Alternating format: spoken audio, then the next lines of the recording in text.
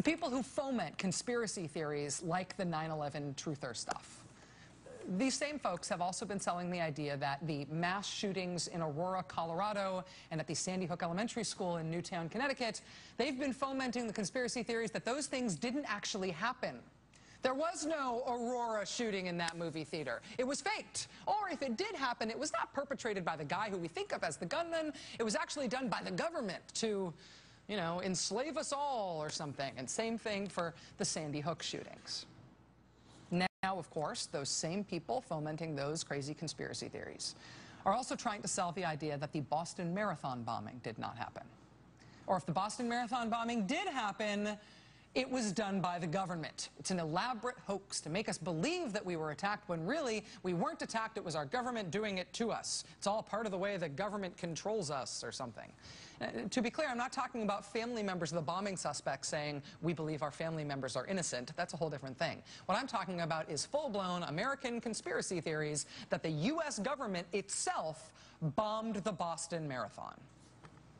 Have you take any questions? Oh, sir, why were a lot of speakers telling people in the audience to be calm moments before the bomb went off? Is this another false flag stage attack to take out civil liberties and promote homeland security by sticking their hands down on the camps on the streets? No. Next question. Why was people being told prior? 9:30 tomorrow morning will be the next Why was people being briefing. told prior to the bombs going off to stay calm? That's a false flag, gentlemen. It's a more TSA on the street to rob our civil liberties. We know your whole manifesto. False flag.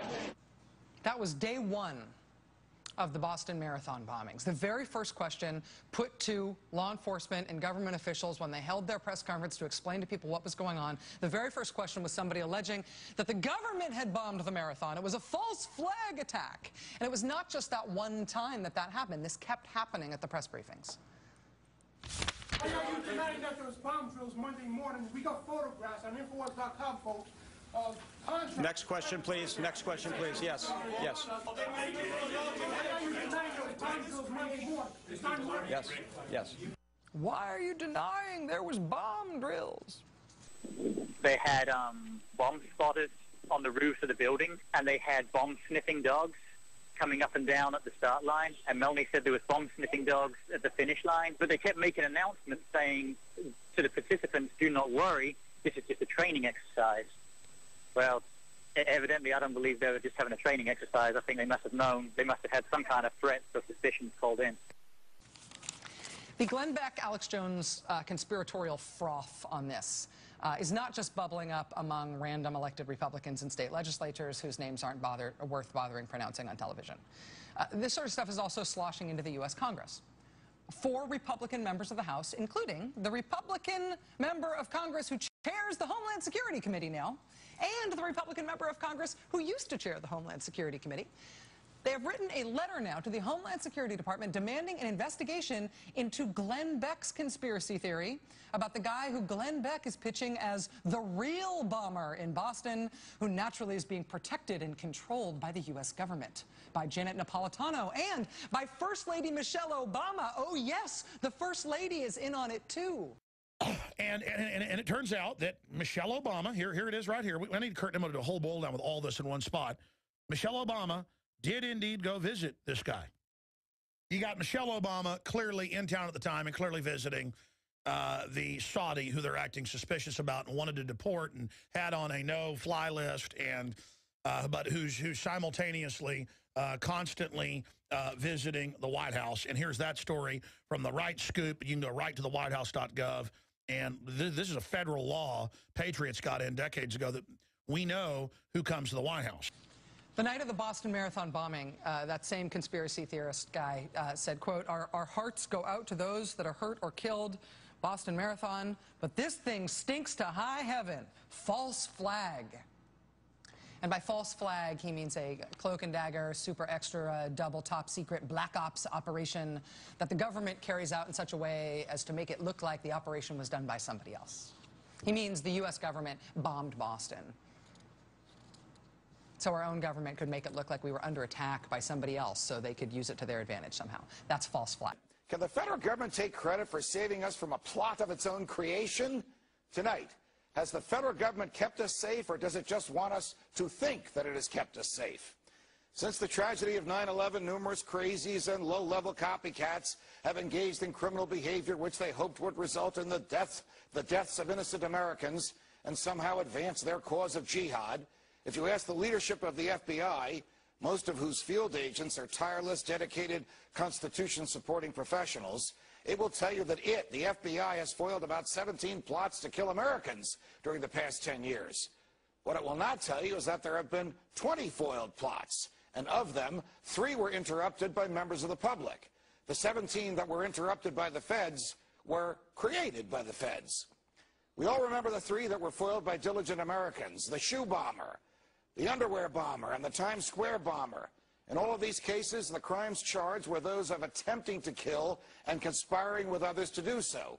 In all 3 of those cases, alert Americans on continental flights or in the streets of New York City told authorities of bizarre behavior or actually subdued the threats themselves. There was no foiling by the FBI. The plotters were, thankfully, bumbling fools who had poorly planned their criminal behavior and who ended up harming no one. All 3 are serving life terms. But the more curious cases are the remaining 17 for which the federal government has taken credit. They all have a common and reprehensible thread.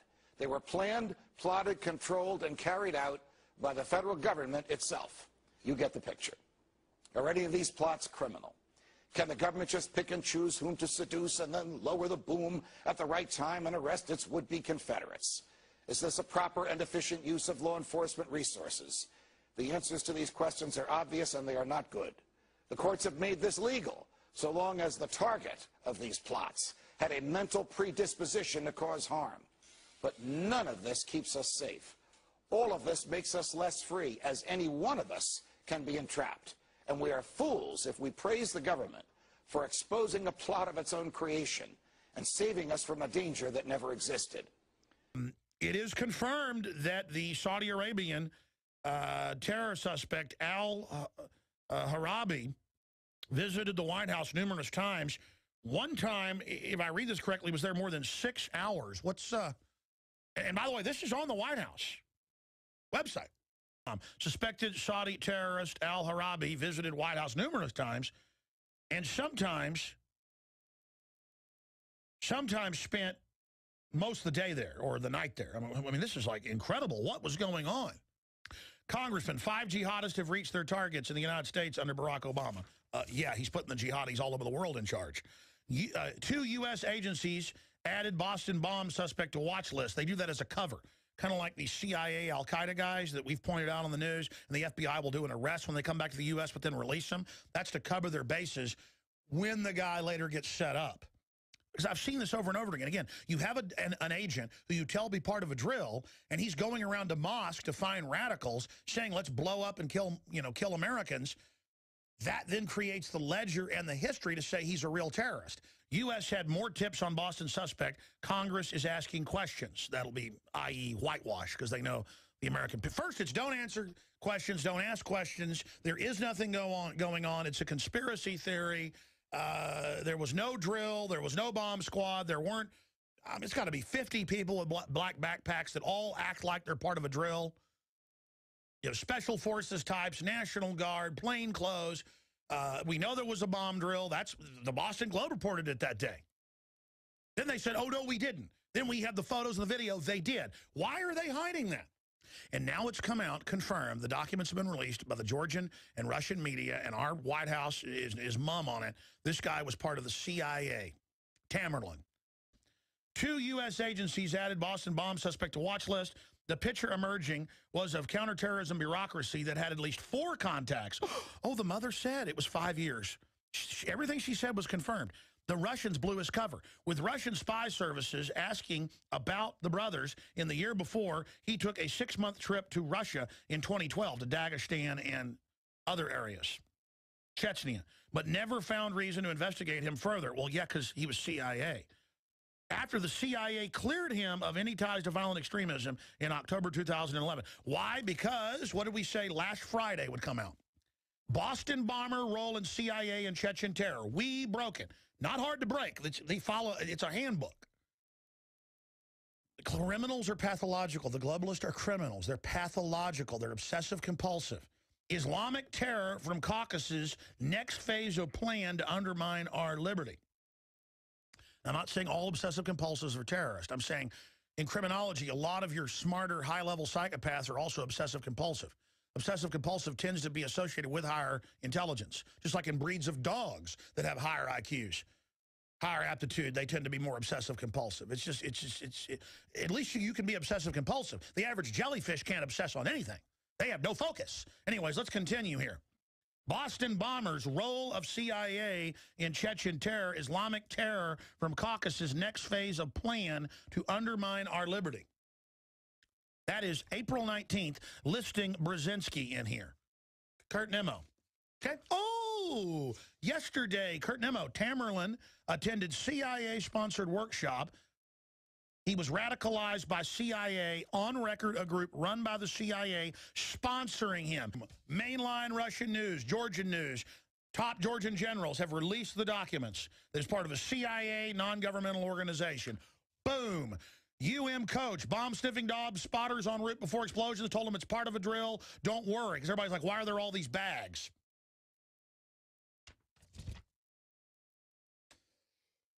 And what's the motive? Trillions in the next decade in domestic drones, spy operations, data mining, per year, $10 billion contracts to congressmen, wives, companies. I mean, just pell-mell corruption, making every American a suspect, papers, please, army on the street, smoke screening all the corruption, Wall Street stealing $85 billion a month, pumping it offshore. That's your motive. See, folks, the evidence is just overwhelming. Do I have to spell it out for you? Are you blind?